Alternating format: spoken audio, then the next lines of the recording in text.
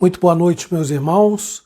Sejam vocês todos, como sempre, muito bem-vindos para mais um estudo bíblico que nós vamos realizar aqui do nosso humilde lar. Hoje, com a voz um pouco melhor, né? Eu espero conseguir ir com vocês vamos juntos, até as 8h30, se Deus permitir, tá bom?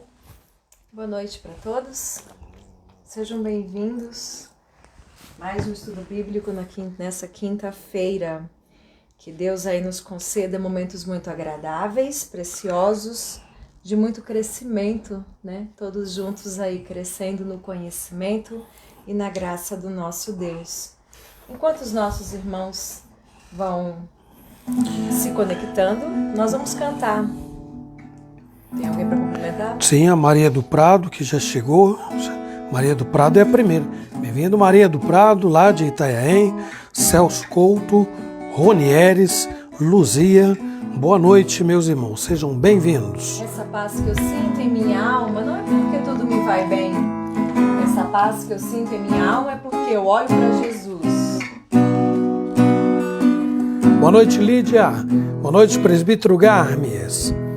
Esta paz Que eu sinto em minha alma não é porque tudo me vai bem.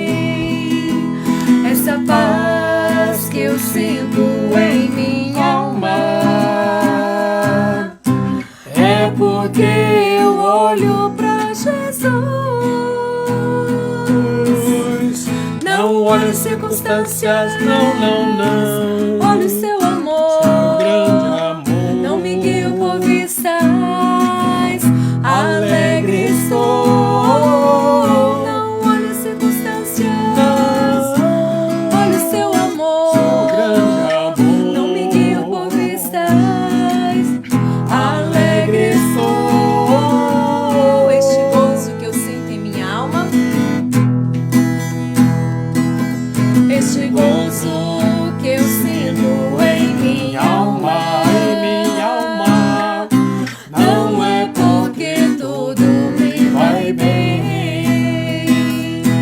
Este gozo que eu sinto em minha alma é porque eu olho pra Jesus.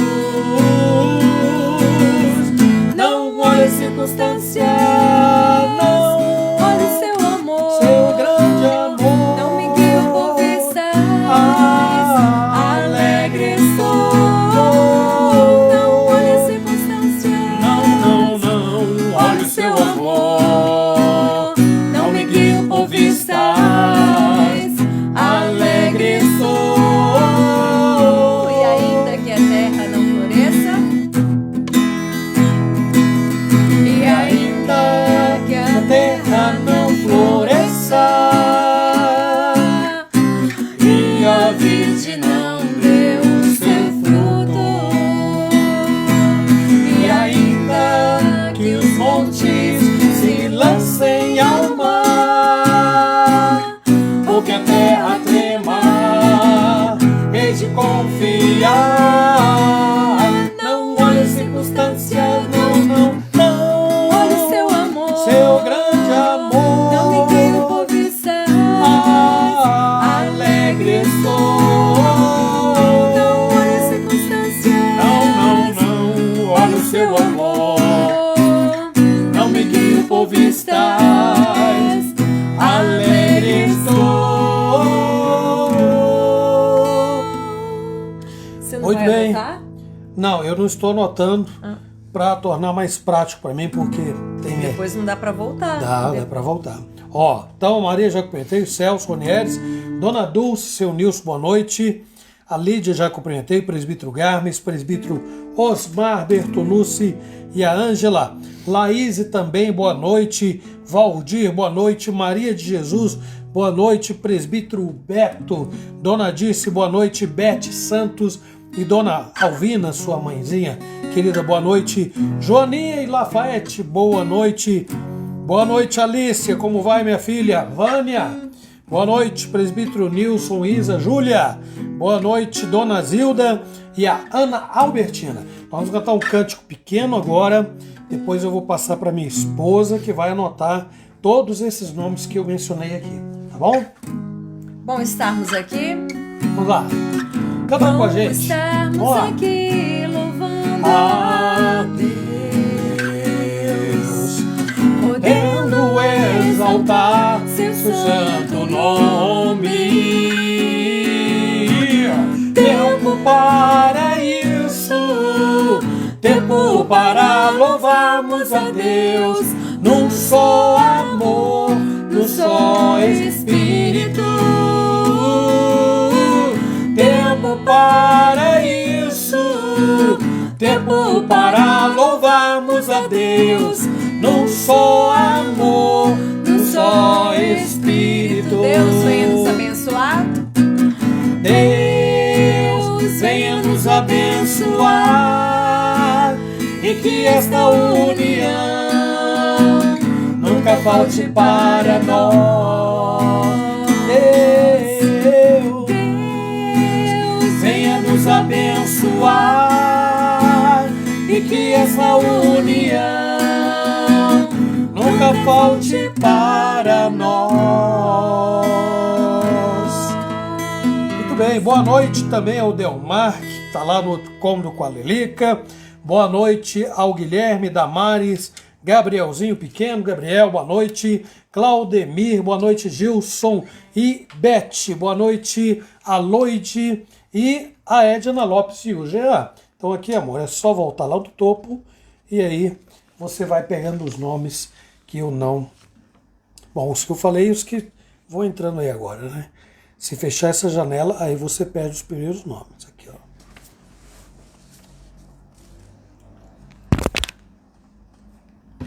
Muito bem, pessoal. Eu tive aí, desde a semana passada, desde a quinta-feira passada, que estamos aí lutando um pouquinho contra uma gripezinha aqui. Ô, gripezinha enjoada, toda gripe é enjoada, né? Então a gente veio lutando aí, mas graças a Deus, bom, terça-feira eu estava afônico, quase não pude falar, mas tentei ainda assim. E hoje ainda não estou totalmente recuperado, mas nós reunimos condições para dar o estudo bíblico desta noite. Então, eu quero que vocês nos acompanhem aí, com toda a atenção, com toda a reverência.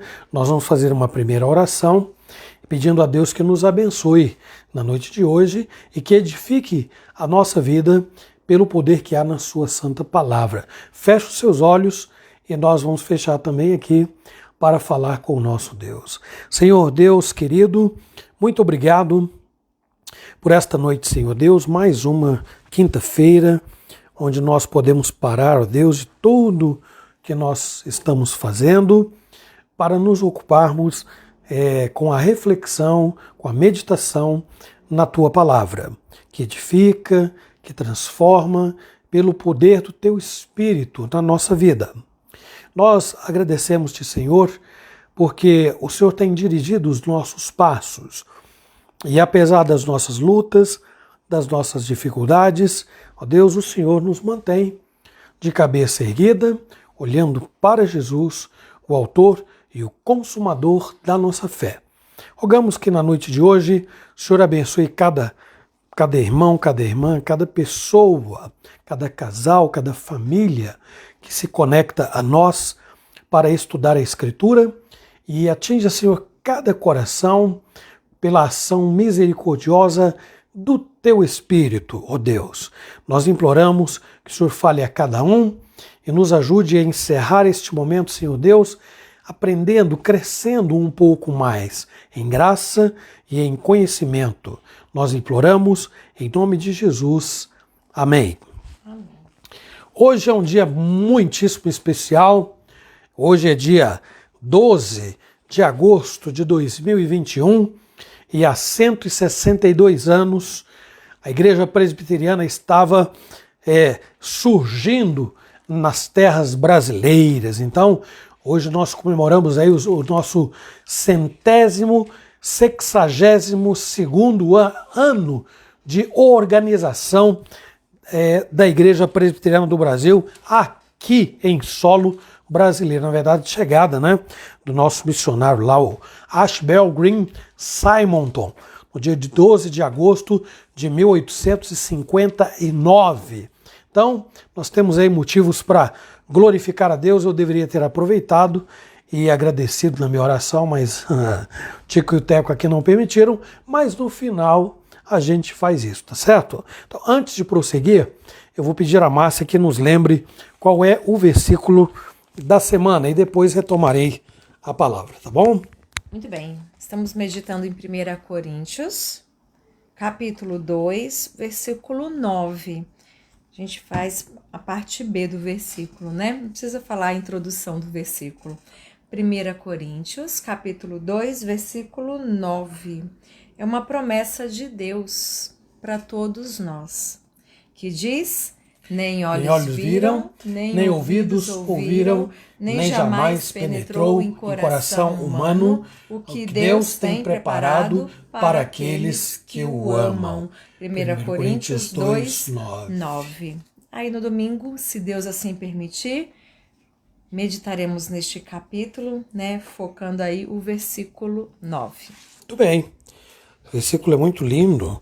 Seu significado é para esta vida e para a eternidade. Deus tem reservado para nós coisas que os olhos não viram, que os ouvidos não viram, que jamais penetraram o coração humano. Deus tem revelado gradativamente, progressivamente aqueles que o amam. Por isso a gente até entende, né, que tem os cristãos mais fervorosos, que buscam mais, que amam mais, e outros menos fervorosos, mais lentos, etc. Por quê?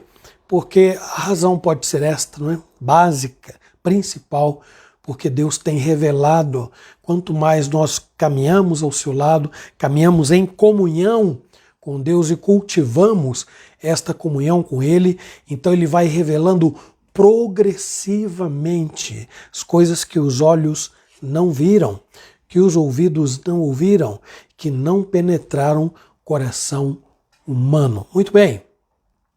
Na semana passada, nós estávamos trabalhando aqui, meus irmãos, a onisciência de Deus. Então, eu me lembro de ter ficado devendo para vocês o terceiro ponto. Eu disse que havia uma conclusão. Uma conclusão é o terceiro ponto. Eu me lembro que nós falamos aqui sobre o primeiro deles que nós colocamos é que Deus sabe de todas as coisas. Então, isso não é novidade, né? Todos que creem em Deus reconhecem que Ele sabe de todas as coisas, porque Ele é Deus. E isso deveria nos deixar tranquilos e criar em nós um espírito, um comportamento de santa reverência e temor, porque Deus, o homem pode ser tapeado, né? As pessoas podem ser ludibriadas. Às vezes a gente quer também, não quer que as pessoas se preocupem com as nossas inquietações e elas não percebem que nós podemos estar sofrendo, lutando lá no coração. Muitas pessoas não podem, não conseguem penetrar com profundidade os sonhos que nós temos, aquilo que nós amamos, que nós desejamos, que nós queremos para a nossa vida e para a vida de todos aqueles que nós amamos também. Mas Deus sabe o que é melhor para nós. Deus conhece o nosso sofrimento no íntimo. Ele sabe. Ele conhece aquilo que nós estamos pensando antes de ser traduzido em palavras ou em atitudes. Ele conhece. Então nós vimos isso. Deus sabe o que já aconteceu, é óbvio, né? Natural. Deus sabe o que está acontecendo, o que também é muitíssimo natural, mas Deus também conhece aquilo que se passa na mente em relação ao futuro, não é? Deus conhece muito bem as coisas futuras também. Bom, falamos que a onisciência de Deus pode ser admirada e pode ser rejeitada. Admirada por aqueles que andam com Ele, não é? Nós não cantamos Não Existe Nada Melhor do que Ser Amigo de Deus? Ora, quem é que vai cantar isto? É aquele que não está numa condição como a dos nossos primeiros pais, de fugir da presença de Deus. Mas uma atitude tola, é claro, porque eles não podiam fugir e eles deviam saber disso, não é? Mas tentaram. E aí então, qualquer pessoa que ouça da palavra de Deus algo que vá contra, de encontro, não é? De encontro, frontalmente, com aquilo que se pensa, com as suas convicções, com aquilo que se faz, então tais pessoas podem simplesmente negar que Deus existe. Pode ser um comportamento cômodo, né? Furtivo, mas cômodo. Pode simplesmente dizer, não, Deus não pensa assim. E aí então parte-se para um campo de subjetividades, porque ao não conhecer a palavra de Deus, eu não conheço Deus e eu não conheço a sua vontade. E logo não posso medir a minha vontade pela vontade de Deus, porque eu ignoro a vontade de Deus e ignoro o próprio Deus. Então, para essas pessoas, ser sondado, quando a palavra de Deus é lida, e nós somos sondados pelo Espírito Santo e confrontados com os nossos pecados, então, ou nós nos arrependemos humildemente e corremos para Deus pedindo ajuda, ou então nós podemos ter várias atitudes. Uma delas é fugir, tentar fugir, né? Humanizar Deus, dizer que não, isso não é coisa da Bíblia, é coisa de homem, não é coisa de Deus, e tantos outros argumentos que se usam, então, rejeitando a onisciência de Deus. Agora, os que caminham lado a lado, os que caminham alinhados com a palavra de Deus, não vão rejeitar, vão amar a palavra de Deus. Este é o comportamento que eles terão em relação à Escritura. Então, dito isto, a parte que ficou para nós falarmos na semana passada tem a ver com a extensão desta onisciência e a precisão dela. É o ponto que faltou para nós destacarmos na semana que passou, né? Em que eu já estava bastante gripado e constipado, congestionado, né? Pois é. Mas hoje, se Deus quiser, nós vamos terminar isso aqui e vamos começar o próximo assunto que tem a ver com a presciência de Deus, tá bem? Ok? Então, tudo que Deus, seguindo o raciocínio da onisciência de Deus, tudo que Deus conhece e planejou se realizará porque Deus não muda. Então, o tópico é esse aí, olha, quem puder ajudar e anotar é esse, olha, é o terceiro da onisciência, extensão e precisão da onisciência de Deus, até onde ela atinge, não é? E com que precisão, né? Ela acontece, ela se dá. Então, Tiago, no capítulo 1, no versículo 17, faz menção de como Deus é em relação a esta condição humana nossa de volubilidade, instabilidade. Como Deus é? O que é que Tiago diz, amor? Tiago 1, 17. Toda boa dádiva e todo dom perfeito são lá do alto, descendo do Pai das luzes, em quem não pode existir variação ou sombra de mudança. Este texto, como muitos outros, deve nos ajudar na interpretação daquela passagem de Gênesis, quando Deus diz assim, eis que me arrependo de ter feito o homem, não é? Então você não pode pegar aquele versículo, outro dia eu falei aqui, e dizer assim, não, peraí, Deus muda, olha lá, Deus se arrependeu. O texto de Tiago está muito bem alinhado, né? E aquele texto de Gênesis deve ser interpretado à luz do todo da Escritura, que coopera, contribui para mostrar que Deus não muda. Deus jamais muda, né? Todas as profecias que foram anunciadas no Velho Testamento relativas ao povo de Israel e à vinda de Cristo, a primeira vinda de Cristo, se cumpriram. Palavra de Deus dada aos profetas, não é? E elas se cumpriram nos detalhes. Isaías fala, e tu, Belém e Efrata, olha, foi lá que Jesus nasceu. E Isaías falou 700 anos antes do nascimento da vinda de Jesus Cristo, 700 anos. E ele já falava de Belém, que seria de onde nasceria o Filho de Deus. Então, tudo se cumpriu nos seus detalhes, exatamente como foi previsto, séculos antes, como eu acabei de dizer, de terem sido anunciadas. Deus as revelou aos profetas. E sem nenhuma dúvida, somente Deus é que poderia anunciar. Por quê? Porque Deus é o único que conhece o fim desde o princípio. Não é? Então Deus conhece o fim de todas as coisas antes que todas elas aconteçam.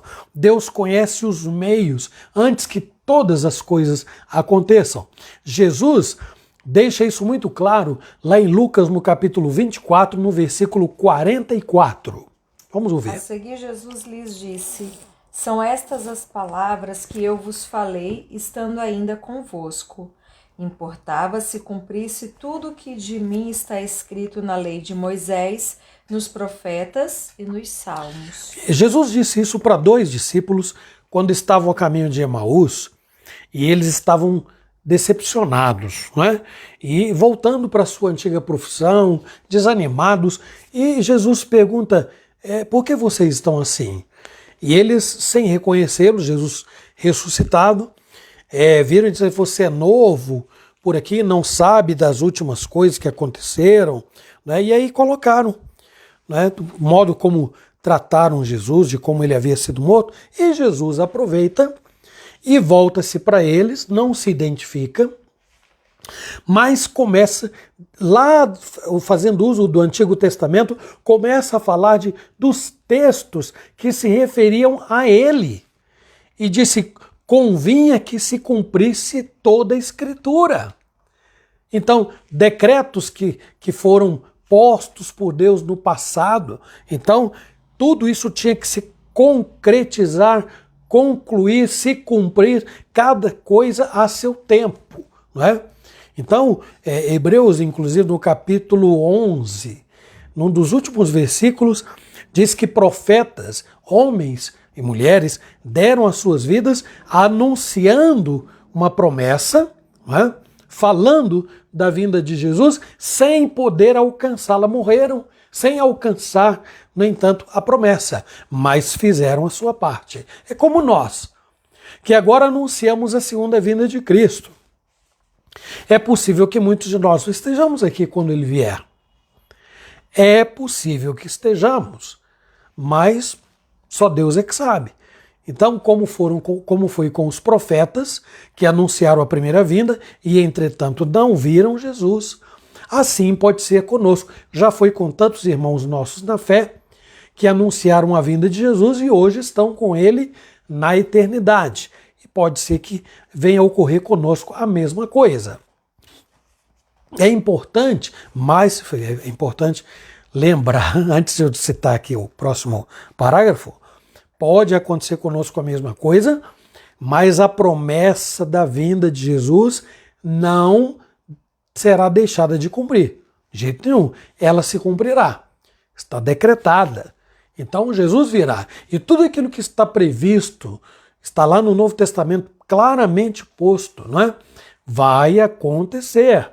É bom que se esteja preparado. Uma das coisas que eu paro aqui para mencionar e que são preocupantes, que na verdade, preocupantes, e a Bíblia diz assim, olha, nos últimos dias, por se multiplicar a maldade, Jesus está dizendo isso, o amor de quase todos esfriará.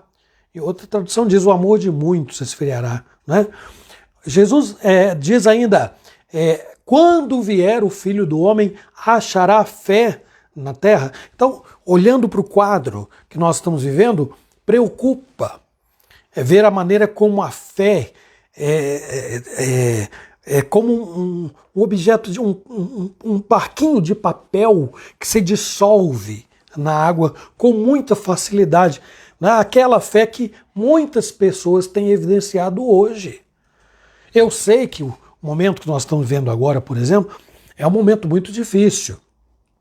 Não é? Esse momento de pandemia. Mas, meus irmãos, Isso ainda é pouco diante das coisas que Jesus diz que virão e que hão de acontecer.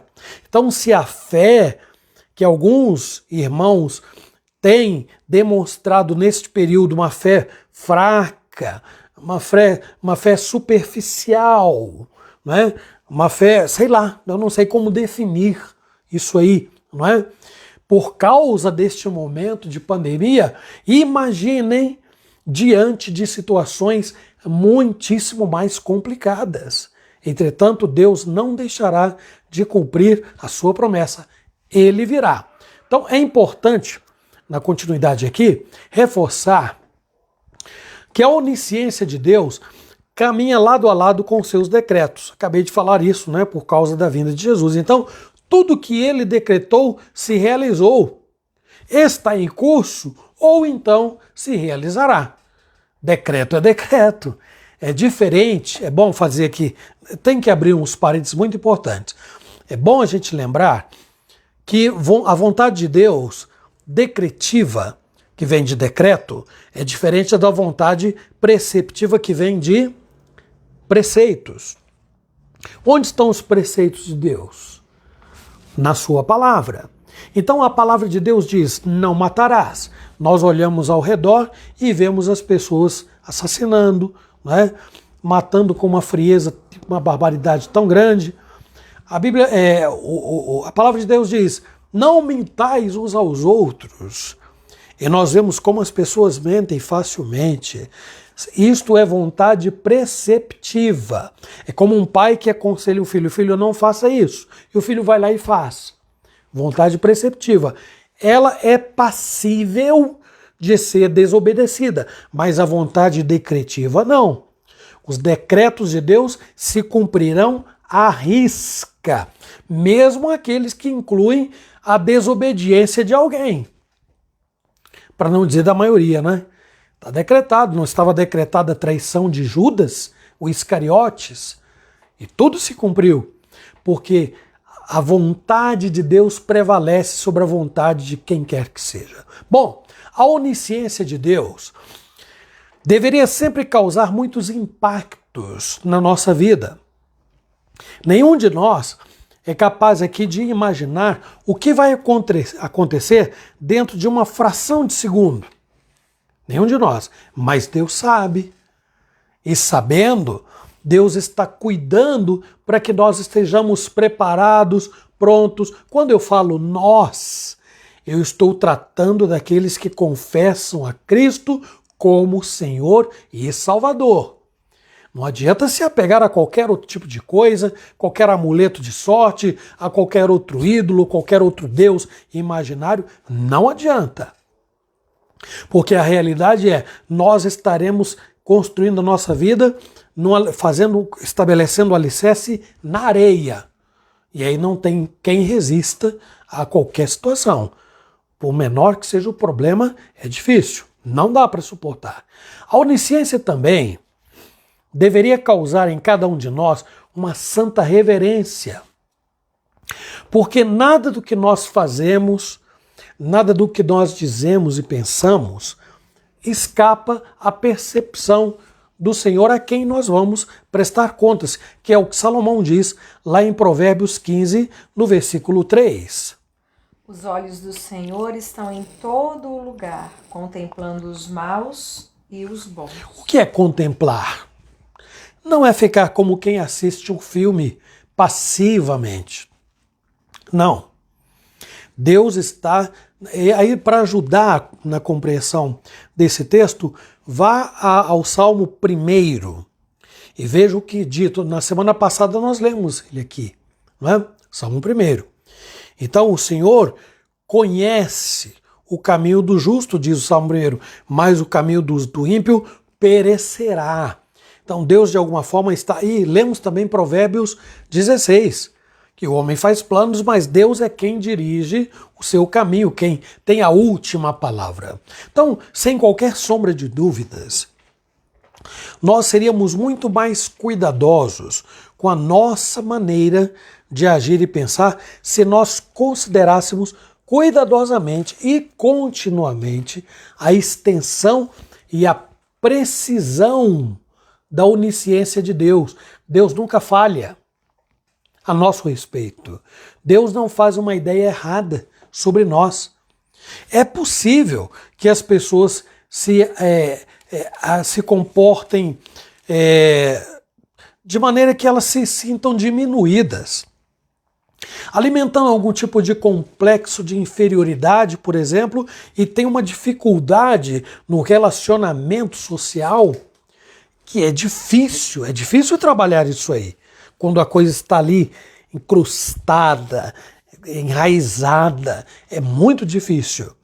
Mas se todo ser humano, cristão de um modo particular, lembrasse que o seu valor reside no fato de ele ser habitação do Espírito Santo, então ele reconheceria que ele, por menor que seja, por mais simples que seja, por mais limitado que seja o seu estudo, sua formação acadêmica, por mais limitados que sejam os seus recursos financeiros, o seu status social, ele não se comportará como alguém que se sente inferiorizado. Não. A sua autoestima vai andar lá em cima, não em termos de se sentir melhor do que ninguém, absolutamente. Mas ele se amará, ele se valorizará. Esta é uma das características daquele que teme ao Senhor. Bom, o fato de conhecer este maravilhoso atributo deveria encher o nosso coração de adoração, paz, segurança, confiança e esperança. Por quê? Porque Deus conhece melhor do que nós mesmos e providencia, não só sabe, ele providencia tudo que nós precisamos a fim de que esse é o propósito principal, gente, a fim de que ele seja glorificado em nós e através de nós, como diz lá Pedro, na primeira epístola, no capítulo 6, versículos... Não tem.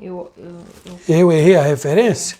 Eu acho que é 1 de Pedro 1, 6 e 7. Dá uma olhadinha, leia para mim, por favor. Nisso exultais, embora... Isso. Então é 1 de Pedro 1, né? 1 de Pedro 1, versículos 6 e 7. Nisso exultais, embora no presente, por breve tempo, se necessário, sejais contristados por várias provações, para que, uma vez confirmado o valor da vossa fé, muito mais preciosa do que o ouro perecível, mesmo apurado por fogo, redunde em louvor, glória e honra na revelação de Jesus Cristo. Então, o objetivo final é esse aí: resultar em louvor, honra e glória de Deus. Tudo foi criado com esse fim. O pecado é que desvirtuou as coisas, é que desfigurou o quadro todo, não é? Colocou tudo em desordem. Mas Jesus Cristo veio para poder trazer para o lugar as coisas, para o seu devido lugar, cada coisa, não é? Muito bem, assim nós encerramos esse capítulo que trata da onisciência de Deus. Sejamos gratos, porque Deus sabe muito bem quem nós somos, conhece muito bem as nossas necessidades e antes que nós peçamos, Jesus diz: vosso Pai Celeste sabe de tudo que vós necessitais antes que lhe peçais. Então, nós temos que ficar muito tranquilos, porque não é porque eu esqueci de pedir alguma coisa para Deus que então Ele vai me deixar enfrentar alguma angústia, alguma situação de necessidade real. Não, Ele não. Vai cuidar de mim. Se eu estiver enfrentando algum tipo de aflição, algum tipo de adversidade, Ele me suprirá, nem que seja me dando suporte e força para passar pela provação. Agora, vamos ao capítulo seguinte, que trata da presciência de Deus. Eu tenho ainda ali 28, em torno de 28 minutos, vou tentar não abusar da paciência de vocês aí. Presciência de Deus. O texto que nós vamos usar para começar aqui é o de Jeremias, no capítulo 13, versículos 4 e 5. Jeremias 13, 4 e 5. Toma o cinto que compraste e que tens sobre os lombos. Dispõe-te, vai ao Eufrates e esconde-o ali na fenda de uma rocha. É isso? Não, mais uma vez, mais um texto aqui, diferente. Veja lá, deixa eu lá dar uma olhadinha, amor.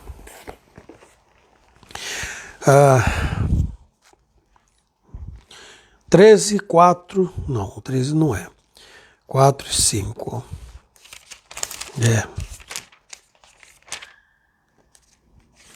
Ó, faz o seguinte, procura para mim, enquanto eu vou andando aqui, para nós não perdermos tempo, porque senão eu vou prejudicar, o tempo está curto. Não, tá aqui, já achei. É o capítulo 1 de novo, né? Jeremias 1, é porque eu coloquei 3, 4 e 5, olha isso que eu fiz. O ponto tá errado, então. Não, o 3 não tem. Jeremias. É 1, 4 e 5, tá, gente? Ó, é o 4 e o 5, amor. 4 e 5.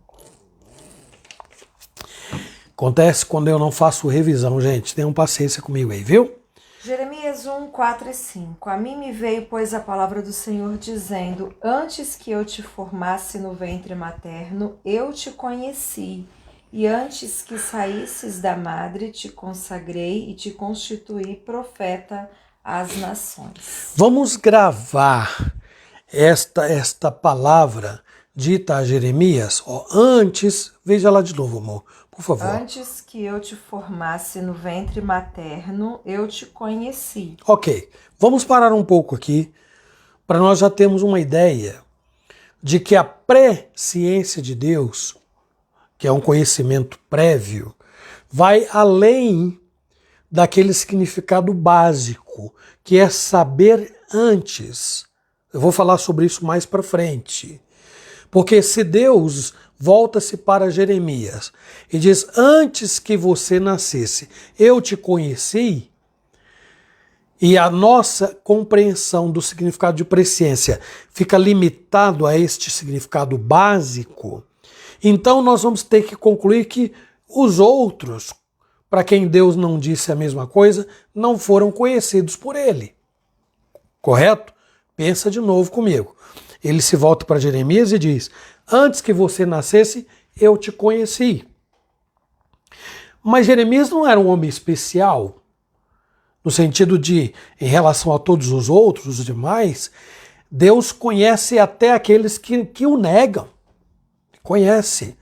Deus poderia voltar para o faraó, por exemplo, e dizer assim: antes que você ocupasse o trono, eu te conheci. Só que a palavra conhecimento aí não cabe para o ímpio. É sobre isso que nós vamos falar aqui. Esta presciência tem tudo a ver com salvação. Tudo a ver. Nós vamos desenvolver esse assunto agora, não é? O entendimento mais comum de presciência, é assim que eu começo a introdução desta parte, tem sido aplicado de uma maneira equivocada. Então, saber antes é o modo como a maioria das pessoas definem o termo, o que, de forma, num sentido geral, não está errado. Presciência, né? Tomar a ciência antes, né? Então, presciência. Então, a questão é que quando esta presciência se refere a Deus, que é o caso na Bíblia, né? O seu significado vai muito mais além. Não há aqui qualquer dúvida de que Deus sabe de todas as coisas antes mesmo que elas aconteçam. Nós já falamos sobre isso aqui, no item anterior, sobre a onisciência, não é? Então Deus conhece as coisas que já foram, as que são e as que ainda serão. Tudo está entrelaçado, são os atributos de Deus. Esse é o nosso tema geral, né? Agora, uma linha teológica foi criada a partir de uma compreensão muito equivocada dessa expressão aí, presciência. E esta linha teológica trata da salvação. Eu vou já entrar nesse assunto e vou explicar direitinho. Foi a partir deste equívoco, da má compreensão, da presciência do termo, que Deus é presciente, único, que é presciente, sabe antes de todas as coisas, a partir desta interpretação errada, muitos passaram a defender a doutrina da predestinação ou da eleição como sendo causada por um conhecimento antecipado que Deus teve a respeito de todos os que vão crer nele. A coisa é muito sutil, perigosa. Na verdade, é uma heresia dizer assim, Deus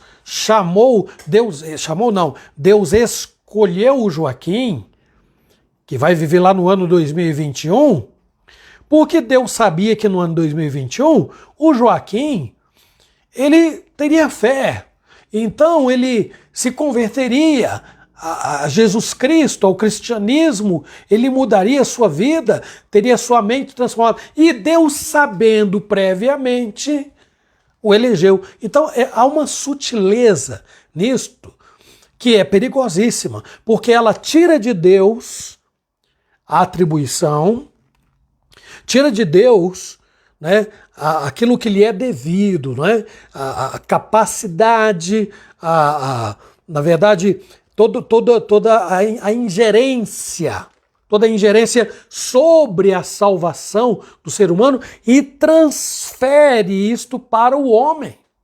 Como? Bom, Deus está lá atrás, no passado, e ele então vê um homem diferente do outro, Joaquim diferente do Manuel. Fala assim, peraí, o Manuel é um homem muito mau, é rude, o Manuel não vai aceitar o evangelho, o Manuel não vai crer, mas o Joaquim vai, então eu vou eleger o Joaquim. Ora, então eu estou colocando no Joaquim os méritos da salvação. Então esta teologia que lança a causa da eleição, da predestinação, no fato de Deus saber antes quem vai crer, é uma interpretação equivocada, porque ela começa, o equívoco começa na compreensão do que significa a presciência de Deus. Nós vamos trabalhar isso e vamos mostrar que é muito mais do que saber antes, não é? Então, embora pareça muito lógico e muito óbvio, né, isso que eu estou falando aqui, não é? Nós temos visto que a eleição, já lemos esse texto aqui, ela se baseia exclusivamente na vontade soberana e livre de Deus. Em Efésios 1:11. Efésios 1:11. Nele digo, no qual fomos também feitos herança, predestinados segundo o propósito daquele que faz todas as coisas conforme o conselho da sua vontade. Já falamos e vamos repetir. Aquele que faz todas as coisas conforme o conselho da sua vontade. Não está dizendo assim, faz todas as coisas porque sabe que elas vão acontecer. Toma decisões porque sabe. Não, ele faz todas as coisas conforme o conselho da sua vontade. Então hoje nós vamos ver que quando o assunto é presciência de Deus, há muito mais envolvido na questão do que simplesmente saber por antecipação. Muito mais. Então nós vamos ver isso da seguinte maneira. O primeiro ponto, pode anotar aí. A presciência divina se refere a pessoas. Pessoas. Então não são atitudes das pessoas, não são coisas. Elas se referem às pessoas, né? Então esse é o primeiro ponto. Presciência de Deus, presciência divina, se refere a pessoas. Então a palavra presciência, seria o pré-conhecimento, não está no Velho Testamento. Mas conhecer ou saber ocorre no Velho Testamento muitas vezes, não é? Conhecer antes. Nós não lemos do texto de Jeremias? Antes que você nascesse, eu te conheci. Quando esse termo é empregado com referência a Deus, geralmente significa, e eu sublinhei isso aqui, considerar como favor. mostrando não uma mera cognição, mera ciência, um mero saber. Eu sei que Jeremias vai ser um profeta. Não, não, não, não. Mas mostra uma afeição por aquele que é objeto, né, deste conhecimento de Deus, conhecimento prévio. Né? Então vamos ver um texto que vai nos mostrar. Tem vários aqui, não é? O primeiro deles é Êxodo 33, 17. Espero que todas as referências estejam corretas, porque hoje é o dia dos capítulos primeiros lá. Jeremias primeiro aqui, ó. Deuteronômio. Êxodo 33, 17. Êxodo 33, 17. Disse o Senhor a Moisés: farei também isto que disseste, porque achaste graça aos meus olhos e eu te conheço pelo teu nome. Deus não conhecia Arão, Deus não conhecia Miriam, Deus não conhecia... Deus conhecia, gente. Então tem algo mais nesse conhecimento aí. Vamos ver outro texto. Está lá em Deuteronômio 9, 24. 9, 24.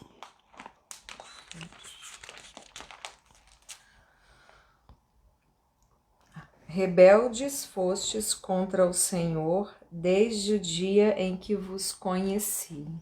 Exatamente. Então, eles, é o que Paulo vai dizer lá em Efésios, né? Que nós éramos por natureza filhos da ira, como os demais. Uma coisa que nós não sabíamos é que Deus nos amou antes dos tempos eternos. Sabe o que significa isso? Não dá para medir. É imensurável. Não dá, não dá. Deus amar alguém antes que esse alguém nasça, né? Que foi o caso de Jacó. Amei a Jacó, me aborreci de Esaú. Eles não haviam feito nada, nem tinham nascido ainda. Isso só leva o ser humano a prostrar-se diante de Deus com lágrimas nos olhos, se possível, e agradecer a Deus. Por quê? Porque ele foi amado previamente por Deus, quando ele não queria saber, ele nem conhecia Deus. E agora, um reforço, que é o de Jeremias 1:5, que eu coloquei lá no início, né? Agora vamos ler só o 5.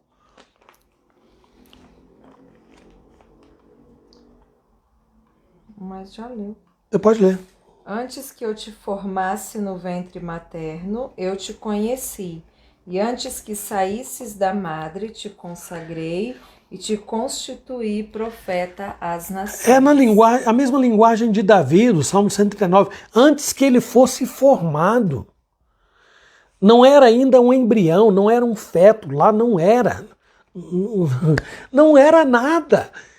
Era um projeto na mente de Deus. Jeremias viria a ser um homem chamado por Deus, separado. E quando Deus diz isto aí para Jeremias, você acha que ele diz assim: ó, Senhor, que bom que o Senhor me chamou? Lê o versículo 7, amor. O que Jeremias vai dizer em resposta a Deus aí? Eu não coloquei aqui, peguei ela de surpresa. Desculpa aí, amor. Ainda bem que eu não tinha fechado. Mas o Senhor me disse: não digas... Não, antes disso. Versículo 7, então. O 6, então. Então lhe disse eu: Senhor Deus, É isso aí. eis que não sei falar, porque não passo de uma criança. Olha, Deus vira para Jeremias já adulto, ele fala assim: quando você não existia, você era um projeto de ser humano, eu te conheci, eu te amei, eu te chamei, eu te separei, eu te consagrei. Tudo isso está aí, nesse texto. Jeremias 1, 4, 5. E a resposta vem no versículo 6. Não, eu não passo de uma criança. Moisés fez a mesma coisa. Não é claro que ele não disse que não passa de uma criança, Moisés. Jeremias disse. Moisés disse assim: não, Senhor, manda aquele que hás de enviar. Esse homem não sou eu, não. Então, Deus sempre tomou a iniciativa para tirar o homem de um caminho mau e colocá-lo no caminho certo. Isto é presciência, é amar antes. Então é conhecer antes. Então eu vou repetir a palavra do Salmo 1.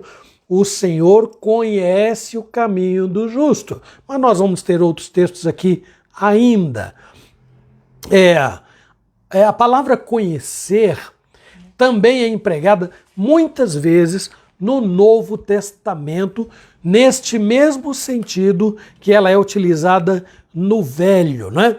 Então vejam, por exemplo, o que Jesus dirá para aqueles que vão comparecer diante dele, mas que nunca foram zelosos em dar atenção à sua palavra, em andar com ele, em observar os seus preceitos. Mateus 7, 23.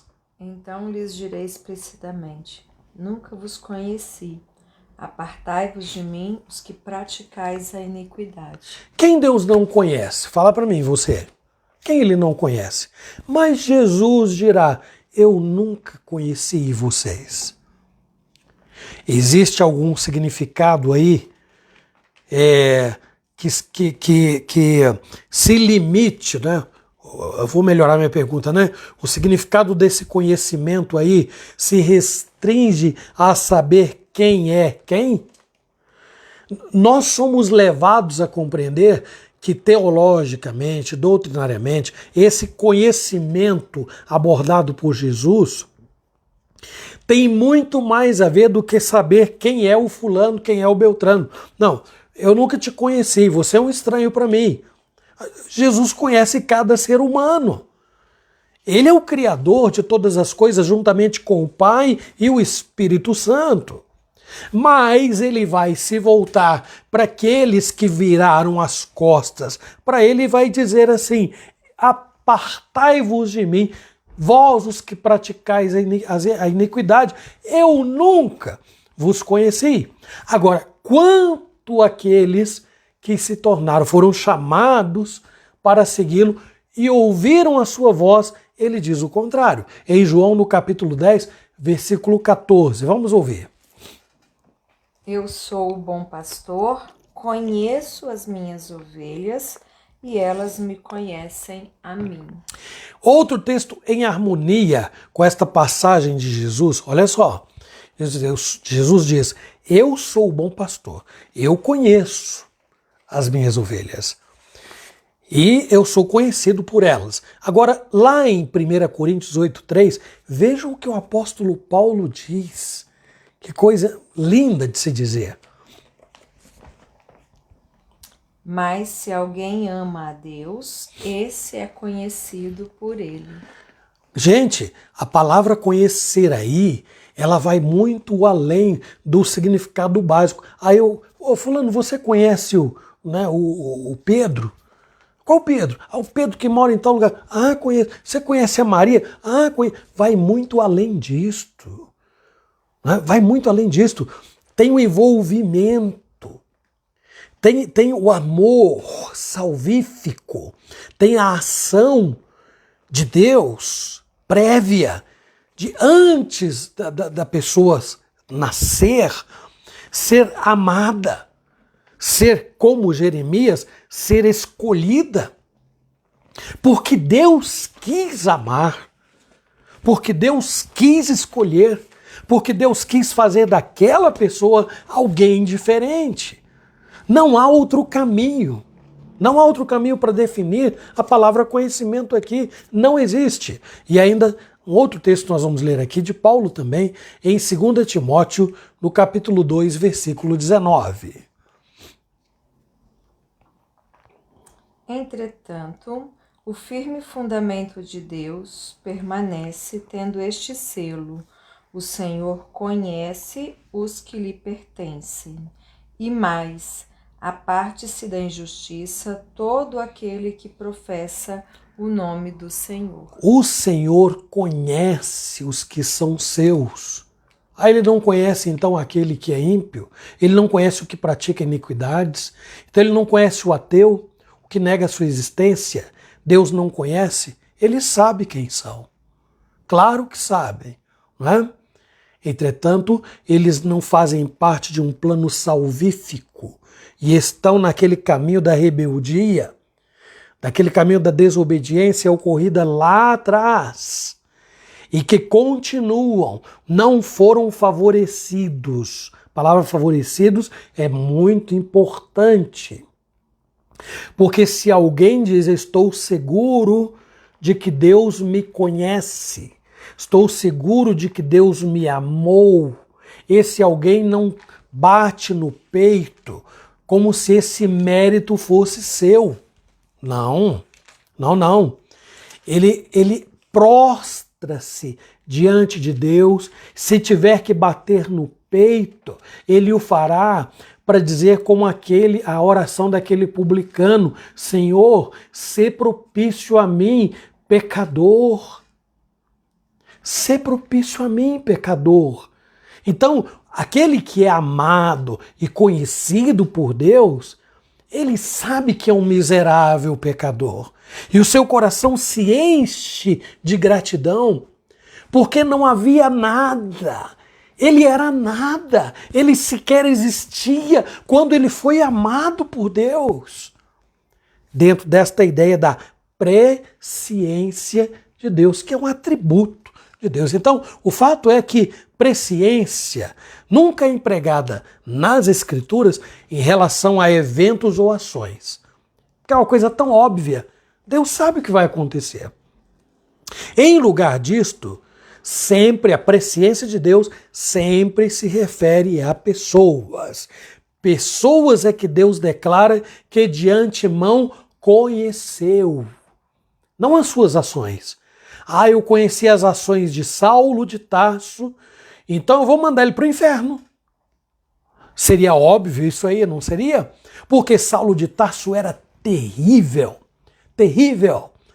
Entretanto, quando ele respirava ameaças e mortes contra os discípulos do Senhor, Deus foi até ele no meio do caminho de Damasco e disse: Saulo, por que me persegues? E o amou, porque Deus o amou antes que houvesse mundo. Paulo é que diz isso, né? Usa essa expressão.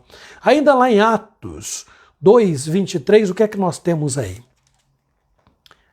Atos 2, 23. 23, desculpe. Sendo este entregue pelo determinado desígnio e presciência de Deus, vós o matastes, crucificando-o por mãos de iníquos. Então, o que nós temos aí? O apóstolo, né, Pedro falando, ele não está abordando conhecimento antecipado que Deus tinha do ato da crucificação, não. Pedro está falando da pessoa de Cristo, não é? A este que vos foi entregue, não é? Pelo determinado desígnio, decreto de Deus a este. Né? Paulo também vai falar, eu falei de Pedro, Paulo vai falar lá em Romanos, texto muito conhecido, 8, 29 e 30. Romanos 8, 29 e 30. Porquanto aos que de antemão conheceu... Olhe a palavra de novo aí, aos que previamente conheceu... Também os predestinou. Também os predestinou. Também, não é? Também. Também os predestinou para serem conformes à imagem de seu Filho. Mais uma pausa. O que é que ele fez? Aqueles que conheceu, de antemão conheceu, também destinou antes para que eles fossem feitos à imagem do seu Filho Jesus. E aí pode continuar, amor. A fim de que ele seja o primogênito entre muitos irmãos. E aos que predestinou, a esses também chamou. E aos que chamou, a esses também justificou.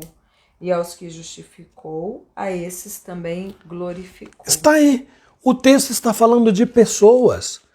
Não se refere a alguma coisa ou a atitude dessas pessoas. Está se referindo às pessoas que de antemão conheceu, também predestinou para que eles sejam a imagem e semelhança de Jesus Cristo. Né?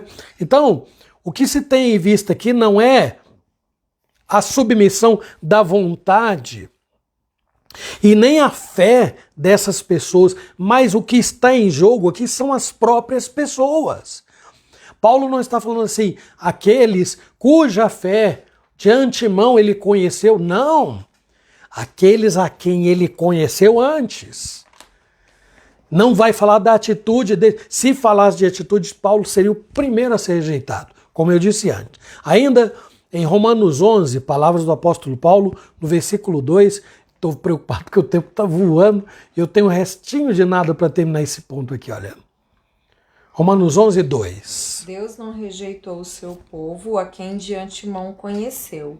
Ou não sabeis que a Escritura refere a respeito de Elias como insta perante Deus contra Israel, dizendo...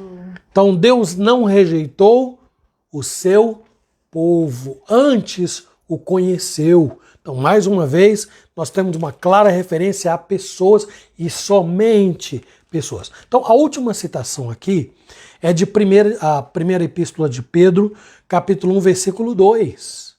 Eleitos segundo a presciência de Deus Pai. Olha a associação, eleitos, é aí que mora o perigo, quando surge aquela teologia que eu disse que resulta em heresia.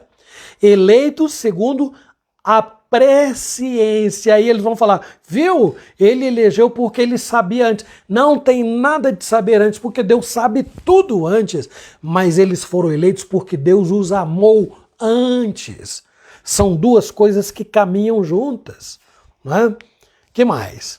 Eleitos segundo a presciência de Deus Pai em santificação do Espírito para a obediência e a aspersão do sangue de Jesus Cristo. Essa parte tem muita gente que esquece, né? Eleitos para a obediência e a aspersão do sangue de Jesus Cristo. Então, o versículo anterior aí diz que a referência é aos estrangeiros dispersos, né? Aqueles que, pela diáspora, né, foram dispersos por causa da perseguição na Ásia Menor, foram dispersos, fugiram, né, por causa... lembram de quando o diácono Estevão foi morto e os cristãos se dispersaram? Está aí. Então Pedro está fazendo menção deles. Então aqui a referência mais uma vez é a pessoas e não a atos de bondade previstos antecipadamente. Deus olhou lá na eternidade e falou assim, aqueles gentios, eles vão me ouvir. E eles vão andar nos meus caminhos. Então, sabe uma coisa? É melhor eu colocar o nome deles aqui no livro da vida. Não funciona desta maneira. Então, vou terminar. Meu tempo já foi embora. As Escrituras nunca falam de arrependimento e fé como tendo sido previsto ou pré-conhecido por Deus. Não. Na verdade, ele sabia desde toda a eternidade, claro, que certas pessoas se arrependeriam e creriam, isso é muito natural. Entretanto, não é a isto que as Escrituras se referem como objeto da presciência de Deus. Vou repetir, a presciência de Deus sempre se refere a pessoas. Então, é um conhecimento prévio de pessoas, um conhecimento que tem muito mais a ver de que saber quem é o fulano. É um amor, é um envolvimento, é o compromisso de dirigir os passos, é o compromisso de transformar a vida, é o compromisso de arrancar da condenação, é o compromisso de fazer um favor. E quem decide não sou eu, não é o ser humano. Não é o fato de alguém vir se destacar porque tem uma moral, uma índole ilibada, uma pessoa que se destaca porque tem uma ética modelar. Não, não. Espiritualmente a Bíblia diz que todos pecaram e todos nascem na condição de perdidos. Mas Deus, na sua infinita presciência, na sua presciência, então separou, amou, decidiu, segundo Efésios 1:11, de acordo com o conselho da sua vontade. Reservou, separou. Favor, não dever, favor. Então eu vou parar por aqui, embora tenha o segundo ponto aí, né? E não vai dar para poder dissertar sobre ele hoje, vou ficar devendo se não tivesse aquela pendência da semana passada até que daria, né?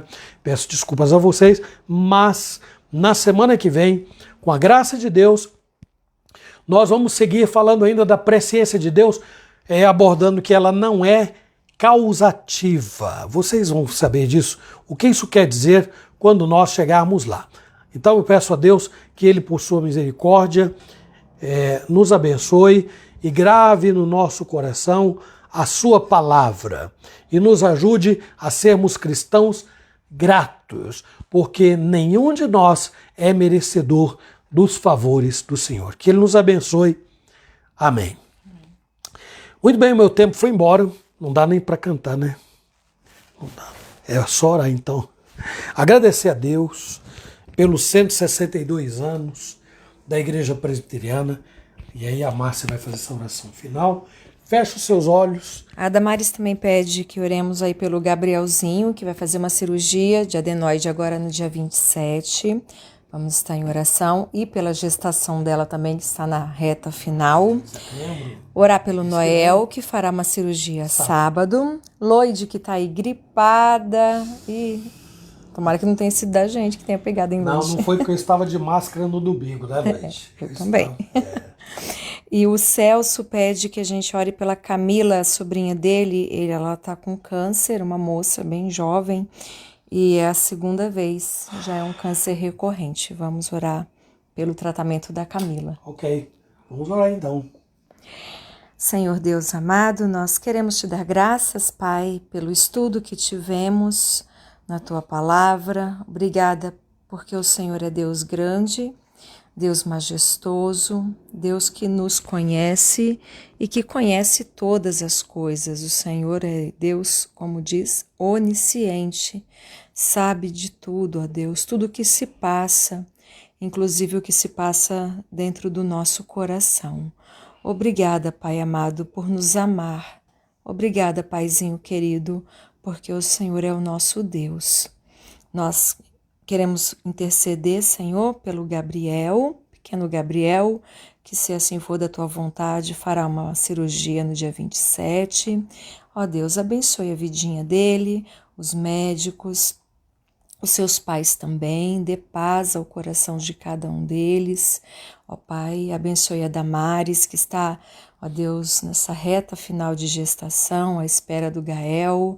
Dê saúde à tua serva, abençoe, ó Deus, para que tudo, ó Deus, dê certo e que a chegada do Gael possa também trazer muita alegria para todos, ó Deus amado. Abençoa, Pai, essa família. Abençoa o Noel também, que fará uma cirurgia no joelho no sábado.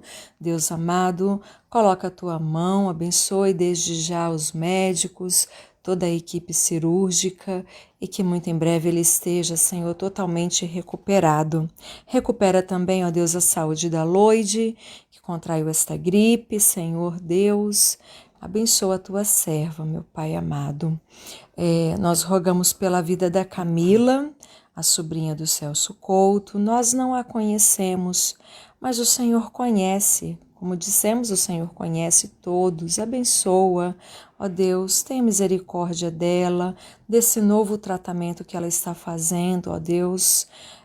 Muitas vezes a gente não entende a tua vontade, mas que o Senhor Deus tenha misericórdia da Camila, Pai, curando-a, ó Pai amado, e ajudando-a a confiar no Senhor, a esperar pelo Senhor e na tua vontade. Abençoe seu esposo também e toda a sua família, Senhor Deus.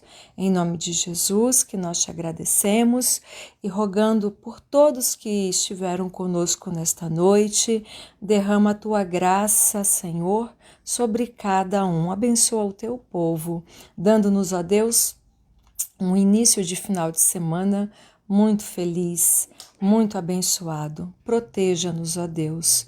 Em nome de Jesus. Amém. Amém, amém. Então vamos despedir do povo que chegou aí e participou com a gente. Quem ainda estiver desde o início, parabéns para vocês. Celso Couto, boa noite. Maria do Prado, o Rony, a Luzia, Dona Dulce, seu Nilson, Lídia, presbítero Nilson, Delmarque, presbítero Osmar, Ângela, Cíndila, Laíse, Valdir, Maria de Jesus, presbítero Beto, Edice, Bete, Dona Alvina, presbítero Nilson, Vânia, Isa, Júlia. Não falei não, né? Ok. Maria Nazaré. Amor, você trocou o marido, Lídia, presbítero Nilson. Garnes. Presbítero Garnes, trocando marido aqui já. Maria Nazaré, acho que é sua tia, não é? Maria Nazaré é minha tia, lá de Governador Valadares, Minas Gerais. Seja bem-vinda. Eu acho que é oi, tchau, né? Olha aí, ó. Boa noite também, Beth, Dona Alvina, Joaninha Lafayette, Dona Zilda, Ana Albertina, Guilherme, Damares, Gabriel, Claudemir, Gilson, Elizabeth, Maria Xavier, Edna Lopes, Jean, Loide, quem mais? João Costa, Naí, Gabi, Daniele Zerlim, Noel, Elaine, Sidoca, Ariane, Naí, Pereira, Sueli Mirto, espero que a Anaí esteja melhor, soube da sua queda, que você esteja recuperada. A Anaí é a mãe da... Não, essa Anaí é do seu João Costa. Ah, é? Opa! Ih, tô mudando também. Agora eu mudei a esposa. Ó, Walter Ribeiro, Cristina, Laurivete, Patrícia Alvarenga, Helena. Lá do Savoy. Ah, Helena, ok. A Beth Aragão, Sandra, Maria Batista Grossi, Etel, Wagner, Meiado, professora Meiado, da nossa escola. Vanessa Teles e a Beth Hubert lá de Campo Grande. Essa turma aí preciosa, domingo, com a graça de Deus, eu espero estar melhor ainda, tá? 9 horas da manhã, nós temos um compromisso de nos encontrarmos novamente, ó. Deus abençoe. Semana que vem terminamos de falar sobre a presciência de Deus. Esses assuntos são demais. Eu vibro com eles, gente. Posso não conseguir falar tudo, mas eu rogo a Deus que o Espírito Santo os ajude a gravar aí no coraçãozinho cada palavra da Escritura. Que Deus abençoe e até breve, viu?